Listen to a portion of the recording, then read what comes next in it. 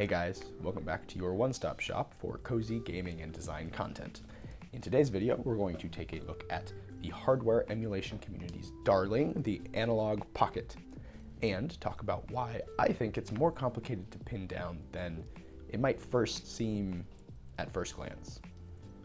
Excuse the voice, I've had a bit of a frog in my throat for the past, week or so future videos it should sound a little bit better, but for now, just bear with me. Let's start off with what this thing is, for those of you who are unfamiliar. When you decide how you want to play your favorite retro games, you have a choice to make.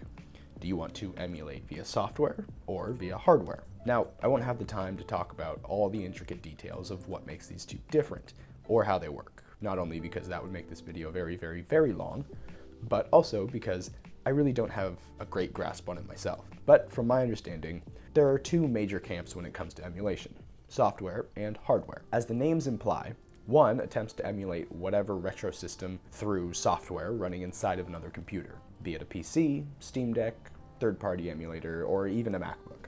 And the other attempts to emulate the actual physical hardware through what's called an FPGA, or Field Programmable Gate Array. Now, because at its core, all a computer is a series of on and off switches, we're able to use these FPGAs to basically just pretend to be whatever system we want to emulate. Now, as you can imagine, generally, the older the machine, the easier it is to emulate because the architecture was a lot simpler.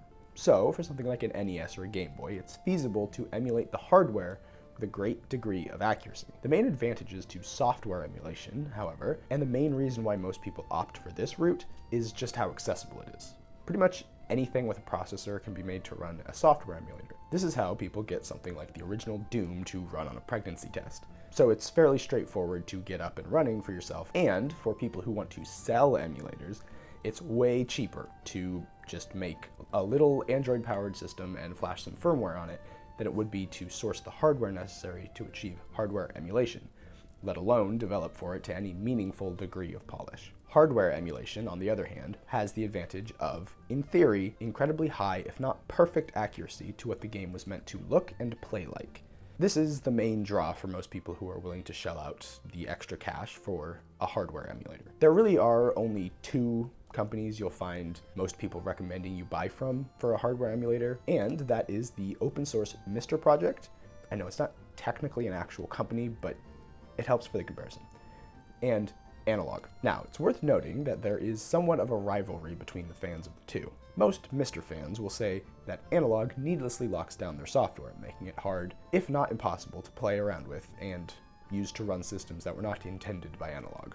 Whereas the Mr. systems are open and moddable. And I'm prone to agree. Generally speaking, I'm fully on the side of anything that takes the open approach. However, when you look at the prices of comparable systems from the two, it becomes a little more complicated. I didn't want to dive super far into finding all the best deals for this because, frankly, I don't think a lot of people who just want to play their favorite childhood games are going to be willing to do that. And as a result, from what I was able to glean, Mr. FPGA motherboards start at around $300, and that's without any of the add-ons that you need to actually get the thing working. If you compare this to Analog's offerings, which are, yes, quite expensive, also starting at around $300, you see that with Analog, you get the whole system, fully assembled, ready to go. They aren't without their issues too, though. I think the largest point of criticism for Analog is that pretty much their entire store is perpetually on backorder, and most of their home console offerings just simply aren't for sale anymore, so you'll have to buy them secondhand at a considerable markup. Now, I'm not exactly painting a particularly rosy picture here for either side,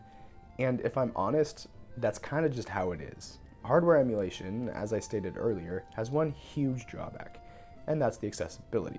It is far from the simplicity of downloading a program and maybe having to follow a guide on how to set it up on your computer, which is pretty much how all software emulators work.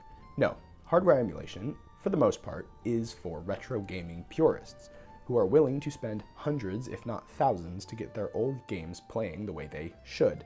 And I say should because for the vast majority of people, software emulation is more than accurate enough. Sure, there is something to be said for knowing that your game is running right on the hardware level, but for the most part, modern software emulation is perfectly adequate for playing all of these games. In fact, I would go so far as to say I don't think 99.99% of people would actually be able to tell a difference between software and hardware emulation in a double-blind study. So why then did I buy this? Well, I ask myself that question relatively often, and if I'm being honest with myself, I'm not entirely sure. Now, from a hardware and product design standpoint, of course I know why I decided to shell out the nearly $300 that this thing cost. I think from a design standpoint, this thing is absolutely beautiful.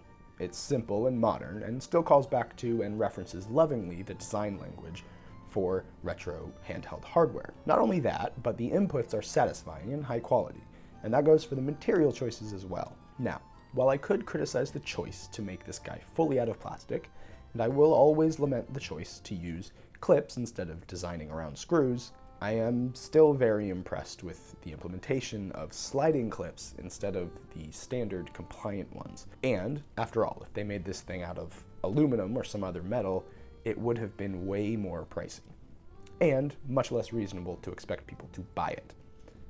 Now, I think the tolerances could have been a touch closer. As you can see, I had to add a foam gasket to mine to help with a slight creaking that I noticed would happen when I was playing for longer than about 5 minutes and shifted my grip. But overall, it feels incredibly solid and premium. I'm definitely satisfied with my purchase and extremely happy with what Analog has on offer here. And if you compare this and Analog's other designs to the offerings on the MiSTer side of things, for me, there really is no competition. But okay, now that I've gotten my gushing about this thing out of the way, I should talk about some of the reasons that I question whether or not this was actually as good of a choice as I thought over a year ago when I purchased it. In the time it took me to receive this beauty, I purchased and modded one Game Boy DMG, one Game Boy Color, and I also bought a DS Lite for those Game Boy Advance games. So functionally, I can play everything that the Analog Pocket can on modern hardware, in full color, and have a great time. On paper, I don't need this.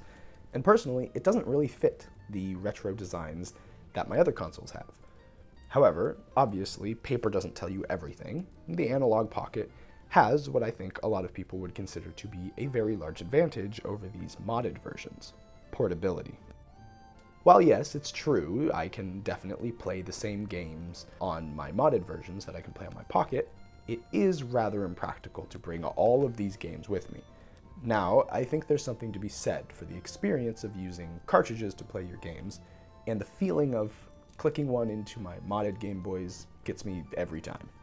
However, if you want to play a large library of games wherever you are, you're going to need an entire dedicated carrying case for your one system and all of its games. Whereas with the Pocket, I can simply load up the ROMs that I totally, completely, legally ripped myself, I swear, onto an SD card and run them internally without needing the physical space for those cartridges. And this approach also removes one point of failure, as you need to care for your cartridges and make sure that they're in a dry, safe environment in order to last as long as they can. And even then, they will eventually fail. So yes, the Pocket is a much more practical and user-friendly device, and it allows you to play any game you want anywhere you are. But I still can't quite shake the feeling that the refreshed older hardware is just a more delightful experience. Stick with me, I'm gonna get a bit old man yells at cloud for a second here, but hear me out. I think there's something to be said for the experience of being limited to only one or two games to pick from while you're stuck waiting around for an hour or two. I actually played through Link's Awakening in its entirety pretty much solely while I was waiting for class to start while I was in college, and I banged my head against the dungeons in that game over and over again until I finally figured them out, or just literally couldn't, so I looked up a guide. I'm looking at you, Eagle's Tower and Windfish's Egg. And I think for a lot of gamers, that would be a reason to quit that game and never come back to it. But for me, it made me appreciate the game on a whole nother level. I put in the time and energy, and I got through it. And that's something that I don't find with many AAA games these days. And I think a lot of that comes from the fact that if I get stuck, my immediate instinct to quit and do something else is easily reinforced by the fact that I can just back out and pick a different game to play. But with these older titles, I have to put in the work to get through it, and you build a kind of appreciation for the game that I find to be particularly rare in games that come out today. In particular, for younger gamers, this is actually very important. I'm not saying this is the only and most effective way to build persistence, but much like sports, games can teach kids not to give up when it gets hard and keep pushing even when they think it might be impossible, and even to ask for help when they need it. Now, I know it's video games. It's not that deep, dude. And I'm aware that just playing games isn't going to save the world or make somebody a wholly better person. But I do think that it has the potential to add a lot to people's lives and for the better. Okay, soapbox over. My point is that there's something about these older consoles that, I don't know, maybe can't be captured by modern recreations. And while I do absolutely love my Pocket and everything it has to offer, I still really appreciate the actual experience of playing these games on older hardware. And I think there's a lot to be gained from that experience. But what do you guys think? Do you agree with me here? Have you modded an original console before? Share your thoughts in the comments below. I always love to hear from you guys. I hope you enjoyed the video. I know this was a little bit of a shorter one. Not a particularly deep dive into this guy, but let me know if you want that maybe in the future. And maybe I could do more of kind of a long-term review of this. I hope you enjoyed the video. Thank you so much for watching. I know you didn't have to. Have a great day and happy gaming.